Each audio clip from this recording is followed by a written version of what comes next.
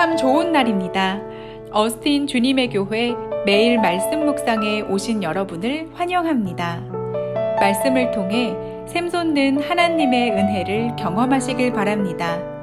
오늘은 어제보다 더 행복한 하루가 될 것입니다.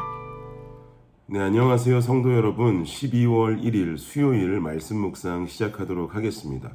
오늘 묵상할 말씀은 디모데후서 1장 1절부터 7절까지 말씀입니다. 우리 한번 한 목소리로 합독하도록 하겠습니다. 시작. 하나님의 뜻으로 말미암아 그리스도 예수 안에 있는 생명의 약속대로 그리스도 예수의 사도된 바울은 사랑하는 아들 디모데에게 편지하노니 하나님 아버지와 그리스도 예수 우리 주께로부터 은혜와 긍휼과 평강이 내게 있을지어다. 내가 밤낮 간구하는 가운데 쉬지 않고 너를 생각하여 청결한 양심으로 조상적부터 섬겨오는 하나님께 감사하고 내 눈물을 생각하여 너 보기를 원함은 내 기쁨이 가득하게 하려 함이니 이는 내 속에 거짓이 없는 믿음이 있음을 생각함이라. 이 믿음은 먼저 내 외조모 로이스와 내 어머니 유니게 속에 있더니 내 속에도 있는 줄을 확신하노라. 그러므로 내가 나의 안수함으로 내 속에 있는 하나님의 은사를 다시 부릴 듯하게 하기 위하여 너로 생각하게 하노니 하나님이 우리에게 주신 것은 두려워하는 마음이 아니요 오직 능력과 사랑과 절제하는 마음이니. 아멘. 네, 오늘부터 디모데후서 말씀이 시작됩니다. 디모데후서는요, 사도 바울이 자신이 사랑하는 디모데를 향해서 쓴 편지입니다. 바울은 현재 로마 감옥에 2차로 투옥되어 갇혀 있습니다. 자신의 인생의 마지막 순간이 다가옴을 사도 바울 본인도 처절하게 느끼고 있는 상황입니다. 바로 이때 에베소에서 사역을 하던 자신의 양아들과도 같은 디모데의 목회를 위해서 편지를 써내려가고 있습니다. 사도 바울의 인생 마지막 자락에서까지 생각났던 인물이 디모데였다라는 것이 우리에게 말해주는 것은 그만큼 디모데가 바울에게는 상당히 의미 있는 사람이었고 또한 디모데가 가지고 있는 믿음이 바울이 볼 때 참 대단했다라는 것을 알 수가 있습니다. 그럼 디모데에게 과연 어떤 믿음이 있었길래 바울은 마지막까지도 이 디모데를 그리워하고 있는 것일까? 우리 한번 5절 말씀 다시 한번 볼까요? 5절 말씀 한번 한 목소리로 읽겠습니다. 시작. 이는 내 속에 거짓이 없는 믿음이 있음을 생각함이라. 이 믿음은 먼저 내 외조모 로이스와 내 어머니 유니게 속에 있더니 내 속에도 있는 줄을 확신하노라. 아멘. 5절 말씀에 디모데는 어떤 믿음을 가진 자다라고 지금 말하고 있습니까? 거짓 없는 믿음의 소유자다라고 지금 말씀하고 있죠. 이 거짓 없는 믿음이다라는 말은 무슨 말일까요? 이 거짓 없는 믿음이다라는 말의 원어적인 의미를 살펴보면은요, 외식하지 않는 믿음이다라고 해석할 수 있습니다. 외식하지 않는 믿음, 즉 꾸밈이 없는 순수한 믿음이다 이 말이죠. 이런 외식하지 않는 믿음을 가진 디모데를 바울은 사랑했던 것입니다. 그러면 5절 뒷부분 하반절 말씀도 다시 한번 보실까요? 뭐라고 말씀하냐면 이 믿음은, 그러니까 거짓 없는 믿음을 말씀하는 거죠. 외식하지 않는 순수한 믿음, 이 믿음은 먼저 너의 외할머니인 로이스와 그리고 너의 어머니인 유니게 속에도 있었다. 그리고 네 속에도 있는 줄을 내가 확신한다 라고 바울은 말하고 있습니다. 즉 무슨 말이냐면 이런 거짓이 없고 순수한 믿음은 디모데의 외할머니와 어머니에게 이미 보여졌던 믿음의 모습이다 라고 알 수가 있는 것이죠. 그 믿음의 모습이 디모데에게도 마치 대물림 되듯이 디모데에게서도 발견할 수 있는 믿음의 모습이 되었다라고 지금 바울은 말씀하고 있는 겁니다. 사랑하는 주님의 교회 성도 여러분, 자녀의 신앙이 성숙하고 자녀의 신앙이 순수한 거짓 없는 믿음 가진 자녀가 되기를 원하십니까? 자녀의 신앙과 자녀의 믿음은 부모로부터 오게 되어 있습니다. 부모가 어떤 신앙적인 교육을 잘 시켜서가 아니라 부모가 가지고 있는 믿음과 신앙의 모습, 부모의 삶의 모습이 그 자녀에게로 그대로 내려온다 이 말입니다. 부모의 신앙생활이 엉망인데 자녀의 거룩한 믿음을 원하고 부모의 삶은 처절하게 무너져 있는데 자녀의 삶은 믿음 안에 굳건하게 세워져 있기를 원한다면 이것은 정말 모순적인 생각이다라고 볼 수 있는 거죠. 결국 내게 일어나는 변화가 내 자녀에게도 일어나게 되어 있는 것이고, 말씀 위에 세워지는 나의 삶이 자녀의 삶도 말씀 위에 세울 수 있게 하는 원동력이 된다, 이 말입니다. 우리가 올바른 부모가 되기 위해서요, 저는 이 말씀 하나만 좀 함께 기억하면 좋을 것 같습니다. 잠언 1장 7절 말씀, 여러분 다 잘 아시는 말씀일 텐데요.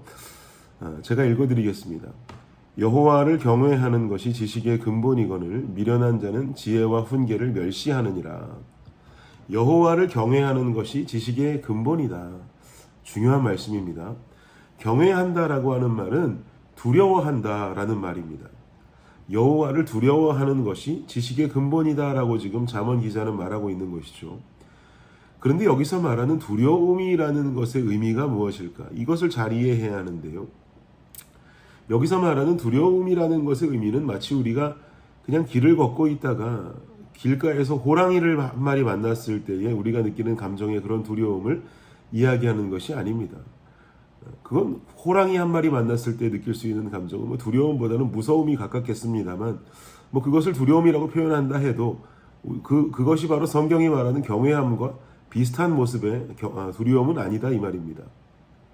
성경이 말하는 경외함은요, 아름다우시고 영광스러우신 하나님이라는 존재 앞에 나의 얼굴을 들기조차 어려운 모습을 말합니다. 제가 언젠가 TV에서 사극을 한 편 보았는데, 거기 어떤 장면이 나왔냐면요, 왕이 백성들이 살고 있는 마을에 행차할 일이 있어서 가마를 타고 행차하자 마을에 있는 주민들이 모두 왕이 지나가는 길에 일제히 엎드려져서 고개도 들지 못하고 있는 모습을 본 적이 있습니다. 당시는 왕을 신격화하던 시대였다 보니까 왕이 행차하면 왕이 자기들을 죽이는 것도 아닌데 얼굴을 들지 못하고 그저 엎드려만 있는 거죠. 우리 하나님의 아름다움과 영광스러움은 인간들의 그 무엇과도 비교할 수 없습니다. 이처럼 영광스럽고 아름다우신 하나님을 대하는 나의 자세를 성경이 말하는 경외함이다라고 말할 수가 있는 거죠.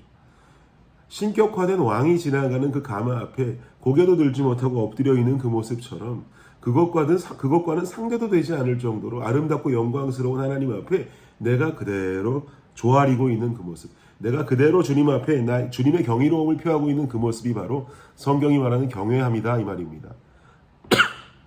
그야말로 내 인생 속에 하나님을 하나님 되게 하는 것, 하나님을 영화롭게 하는 것, 하나님이라는 존재의 인식이 어떤 인간 대하듯 하는 것이 아니라 영광스럽고 아름다우신 하나님으로 높여드리는 것, 이것이 진정한 경외함입니다. 이런 경외함이 모든 지식의 근본이라고 말씀합니다. 하나님을 영화롭게 하고 하나님을 하나님 되게 하는 삶이 모든 삶의 근본이 된다면 과연 그 사람의 삶 속에서 예배가 등한시될 수 있을까요? 과연 그 사람의 삶 속에 말씀이 등한시될 수 있을까요? 과연 그 사람의 삶 속에 찬양은 그저 입술로만 할 수 있는 찬양이 될 수 있겠습니까? 우리의 삶이 하나님보다 우선시하는 것들이 넘쳐나고 급할 때만 주님 찾고 어려운 일 있을 때만 주님 찾는 인생 살아가고 있다면 이것은 주님 경외하는 것이 아니고 그 경외함을 모든 지식의 근본으로 두고 살아가는 삶의 자세도 더더욱이 아니죠. 사랑하는 여러분, 하나님은 하나님입니다. 아름다우시고 영광스러우신 주님입니다. 우리의 삶을 통해서 영화로우신 하나님을 영화롭게 더욱 높여드리고 하나님을 하나님 되게 모셔야 합니다. 이러한 삶의 모습이 우리 삶의 근본이 되어질 때 나의 자녀가 그 모습을 그대로 배울 수 있게 됩니다. 우리 청년부의 한 자매에게 제가 한번 이런 질문한 적이 있습니다. 자매는 원하는 이상형의 남자가 있습니까? 라고 제가 물었어요. 그랬더니 그 자매의 대답이 거침없이 나왔습니다. 네, 저 있어요. 저는 우리 아빠 같은 사람이면 됩니다. 신앙적인 부분이나 어떤 다른 부분들도 우리 아빠 같은 남자면 됩니다. 라고 대답하는 거예요. 제가 그 말 들으면서 내심 속으로 참 부럽더라고요. 아빠의 모습을 가장 가까이서 지켜볼 수 있는 사람은 가족일 텐데, 아빠가 감추고 있는 본래의 모습까지도 알고 있는 사람들이 가족들일 텐데, 딸이 자신의 인생을 함께할 동반자로 아빠를 거침없이 꼽으면서 신앙적인 부분도 우리 아빠만한 사람 못 봤다고 당당히 이야기하는 것을 보고는 그 자매의 아버지가 내심 속으로 참 많이 부러웠습니다. 그리고 가족에게도 신뢰받을 만한 신앙을 가지고 살아오시느라 참 쉽지 않으셨겠다. 참 깊은 몸부림치며 살아오셨겠다 하는 생각이 들었습니다. 사랑하는 성도 여러분, 부모의 역할 참으로 중요합니다. 로이스와 유니게를 통해 디모데가 성장했고, 디모데는 외할머니와 어머니의 거짓 없는 믿음, 순수한 믿음을 그대로 닮았더랬습니다. 우리도 내 자녀에게 어떻게 보여지는 아빠일지, 내 자녀에게 어떻게 보여지는 엄마일지 궁금하지 않으십니까? 내 자녀의 신앙과 내 자녀의 믿음 속에 그대로 우리의 모습이 드러나게 되어 있습니다.